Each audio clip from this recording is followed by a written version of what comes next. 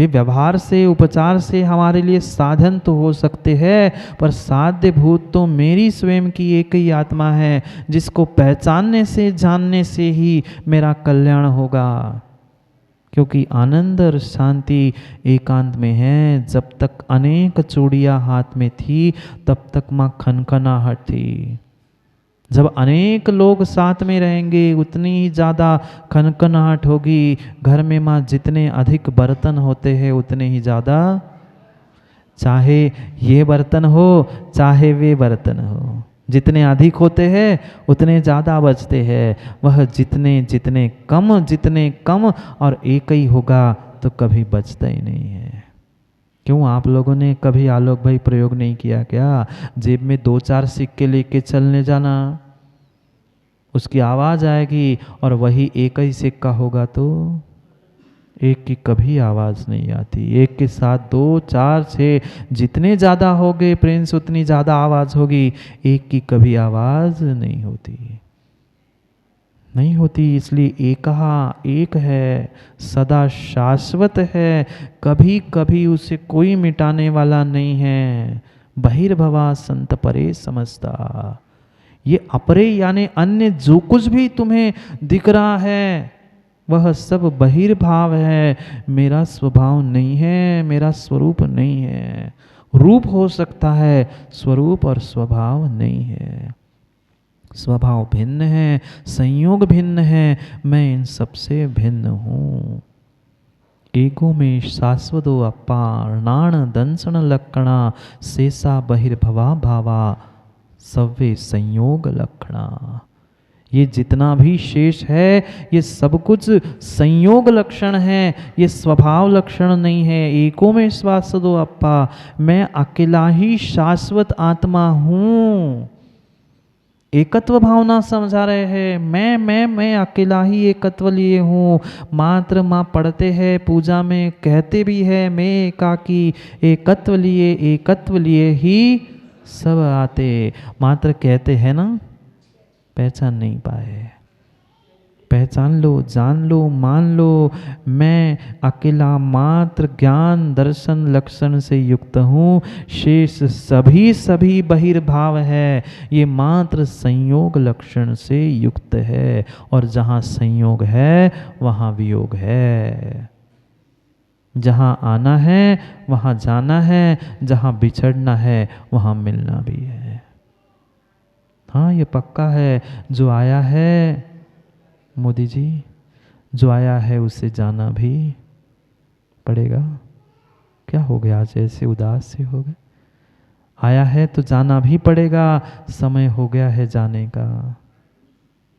घड़ी में भी और घड़ी में भी, क्योंकि गुलाब चंद जो आता है उसे जाना पड़ता ही है। संयोग को संयोग समझो, संयोग को स्वभाव मानकर दुखी मत हो जाओ।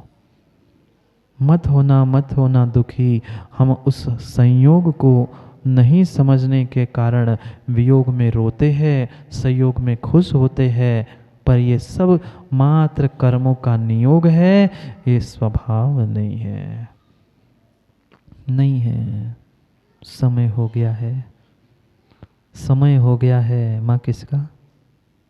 जाने का, जाने का, वहाँ भी और यहाँ भी।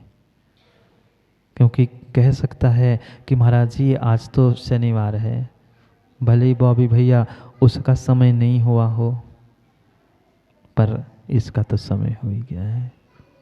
समय को समय पर समझना है। मैं मात्र और मात्र अकेला एकत्व से ही जीऊँगा। कोई मुझे साथ देने वाला नहीं है। ये सब संयोग है। न शाश्वता कर्म भवा स्वकीया, ये शाश्वत नहीं है। ये सब सपने दिखाने वाले हैं, अपने कोई नहीं है। अपना तो मात्र एक आत्मद्रव्य है, शेष कोई द्रव्य अपना नहीं है। वे सपने दिखाएंगे, सपने तोड़ेंगे, रोने भी वे ही आएंगे और रुलाने भी वे ही आएंगे। पक्का है। ये सभी शाश्वत नहीं है। कर्मों के जनित होने से, अपने अपने कर्मों से उत्पन्न होने से ये शाश्वत नहीं है। बाहर की प्रत्येक वस्तु नष्ट होने वाली है। एकमात्र शाश्वत मैं और मैं ही रहने वाला हूँ।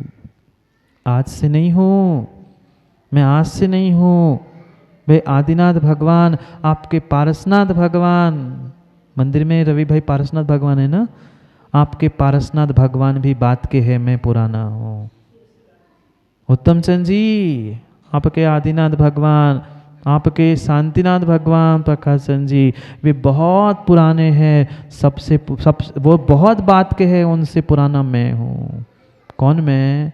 अहंकारी मैं नहीं, ये सुप्रभ सागर नहीं, ये तो आज की पर्याय है। शांतिनाथ, आदिनाथ, महावीर, पारसनाथ, माँ, ये सब पर्याय है। मैं जीव द्रव्य अनादि हूँ। आप जीव द्रव्य अनादि है। जीव द्रव्य की अपेक्षा से हम सबसे पुराने हैं, वे बाद के हैं, पर्याय जन्य। ये पर्याय बहिर्भाव है, उनको भी पर्याय को यही छोड़ के जाना पड़ा, तभी वे परमात्मा बने। हमें भी ये सब कुछ इस धरा पर छोड़ के जाना है। जाओ, जाना है ही तो। क्या साथ लाए थे, क्या साथ जाओगे लेके? कुछ नहीं ले जाना है। इसलिए इस राग द्वेष को छोड़कर अपनी दुर्घटनाओं को सद्घटना में बदलने के लिए ऐसे कुछ कार्य, ऐसे कुछ कारण करो जिससे हमारा समय बदल जाए, जिससे हमारा जीवन बदल जाए। बदल लो ना। नहीं जा रहे आलोक भाई? 4 बार तो कह लिया जाओ। जब कहता हूँ जाओ सो जाते नहीं हैं, और जब कहता हूँ आओ सो आते नहीं हैं।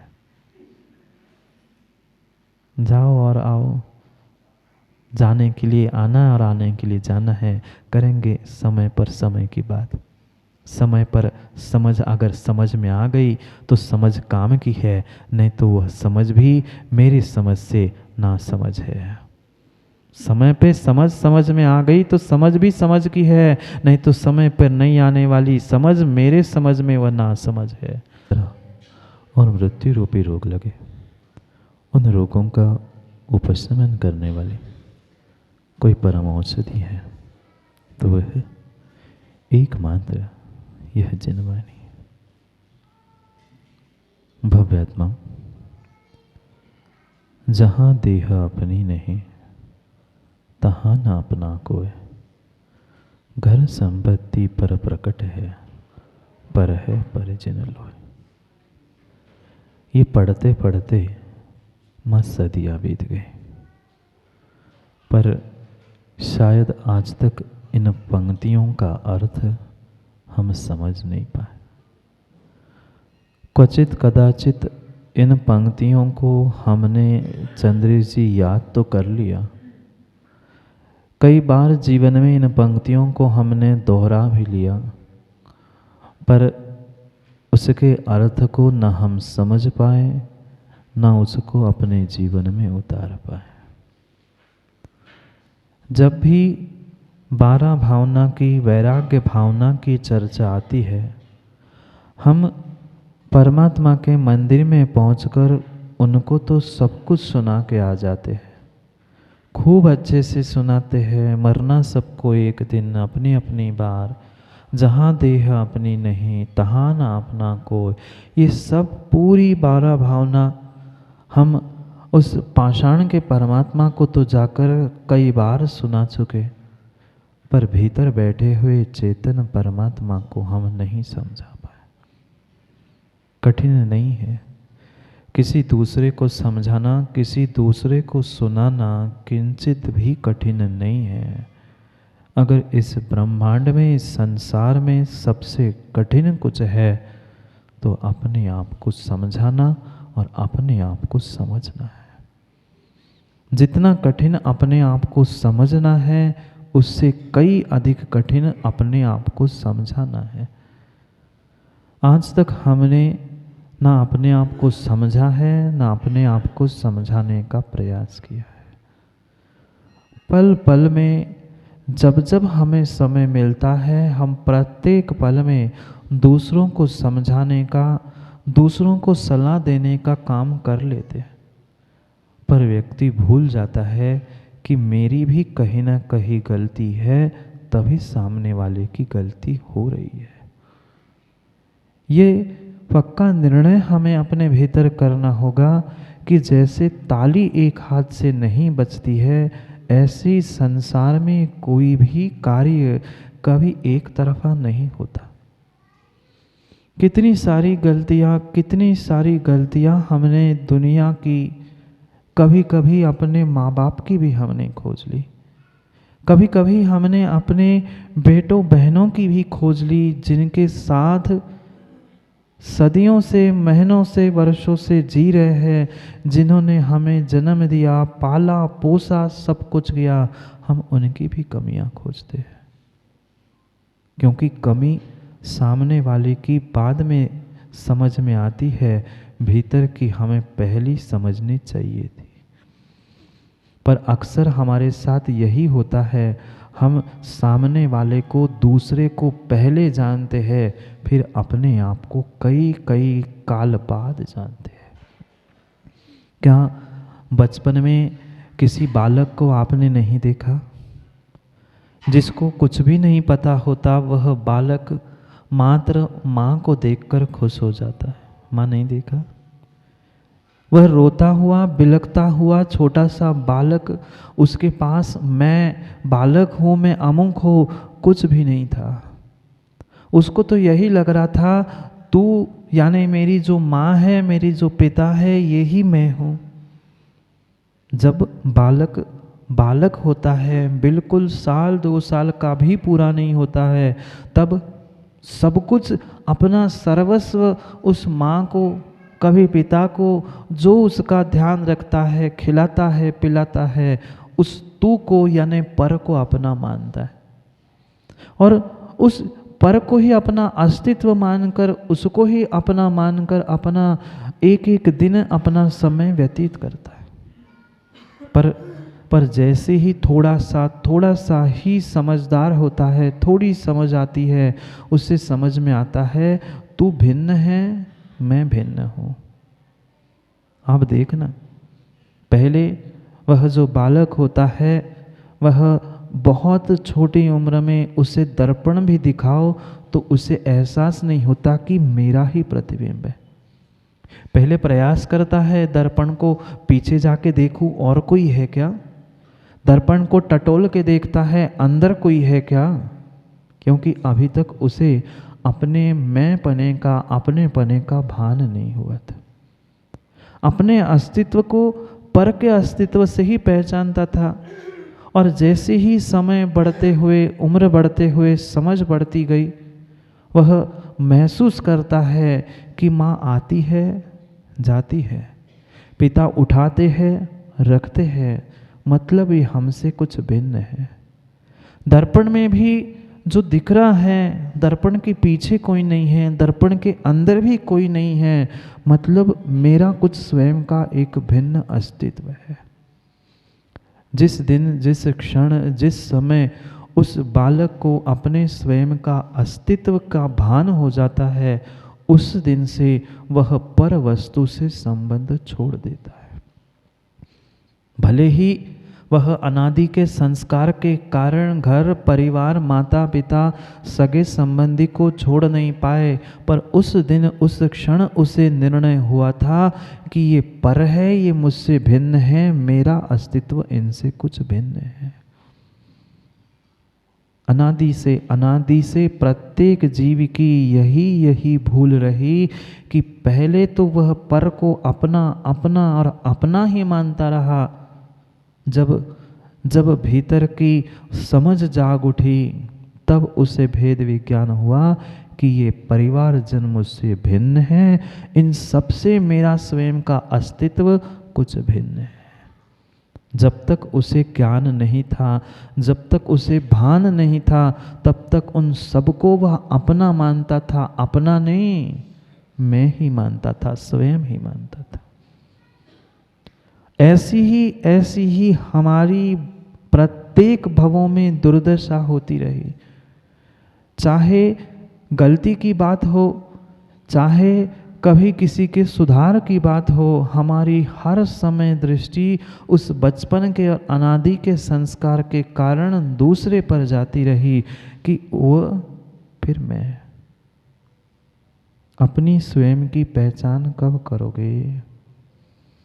आचार्य अमित गति स्वामी यहाँ पर बार बार प्रकाश चंद जी कह रहे हैं, थोड़ा सा समय मिला है, स्वयं की पहचान कर लो।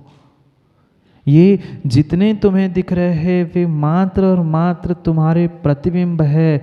उस दर्पण में जैसे बालक प्रतिबिंब को देखते हुए वह अपनापन नहीं जानने के कारण दूसरा ही समझता है, ऐसा ज्ञान अभी तक मेरे पास नहीं प्रकट हुआ। अभी तक वह विवेक, वह ज्ञान, वह बुद्धि मेरे पास नहीं पहुंची है कि मैं नहीं समझ पा रहा हूँ ये जितने सगे संबंधी, रिश्तेदार, परिवारजन दिख रहे हैं वह मेरे नहीं हैं, ये मैं भान नहीं कर पाया। कठिन है, कठिन है नहीं है माँ। दूसरों को अपना कहना कठिन हो सकता है, पर अपने आप को अपना पहचानना कठिन नहीं है। पर हमें कठिन इसलिए लग रहा है कि अनादि से हमारे संस्कार और अभ्यास कुछ भिन्न है। एक बहुत मोटा पर्दा हमारे दिलो दिमाग में लगा है, आंखों पे नहीं है, पर हमारी बुद्धि पर, हमारे ज्ञान पर, हमारे हृदय पर एक बहुत मोटा पर्दा चढ़ा है कि ये मेरे है, ये पराये है, ये अपने हैं, पर सब सपने हैं, सब सपने हैं, सब सपने हैं। तब तक व्यक्ति दूसरे की गलती खोजता है, तब तक व्यक्ति दूसरों की गलती, माँ बाप की, पिता की, बेटे की गलती, एक दूसरे की तभी तक खोजता है जब तक स्वयं की गलती का एहसास नहीं होता। जिस दिन तुम्हें अपनी स्वयं की गलती का एहसास होगा, उस दिन हम दूसरों को कोसना बंद कर देंगे। माँ, आप लोग नहीं कोसते ना दूसरों को?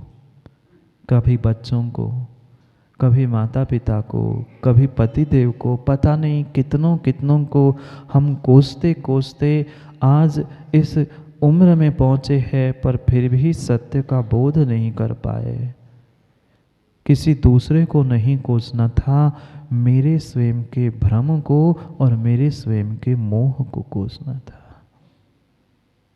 गलती निमित्तों की नहीं होती।